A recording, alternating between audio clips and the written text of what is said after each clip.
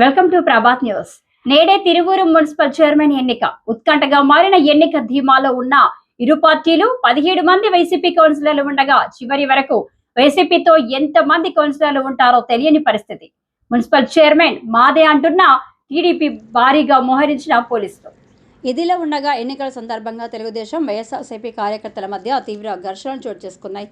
తమకు 17 మంది కౌన్సిలర్ల మద్దతు ఉన్నప్పటికీ తెలుగుదేశం పోలీసుల సహాయంతో ఎన్నికకు జరగకుండా అడ్డుకుంటున్నారని వైఎస్ఆర్సీపీ కార్యకర్తలు నాయకులు ఆరోపిస్తున్నారు. ఎమ్మెల్యే కొలిపూడి శ్రీనివాస్ స్వయంగా రంగంలోకి దిగి దాదాగిరి చేస్తున్నారని వారు విమర్శిస్తున్నారు. బారికేడ్లను కూడా తోసుకొని తమ కౌన్సిలర్లను ఆటంకపరుస్తున్నారని వారు చెప్తున్నారు. పోలీసుల సమక్షంలోనే తమపై దాడులకు తెగబడుతున్నారని, చెప్పులు విసురుతున్నారని వైఎస్ఆర్సీపీ కార్యకర్తలు ఆవేదన వ్యక్తం చేస్తున్నారు. ఎన్నికలు సజావుగా జరిగేందుకు పోలీసులు సహకరించాలని వారు కోరుతున్నారు. ఎన్నికలు ఘర్షణాత్మకంగా మారాయి.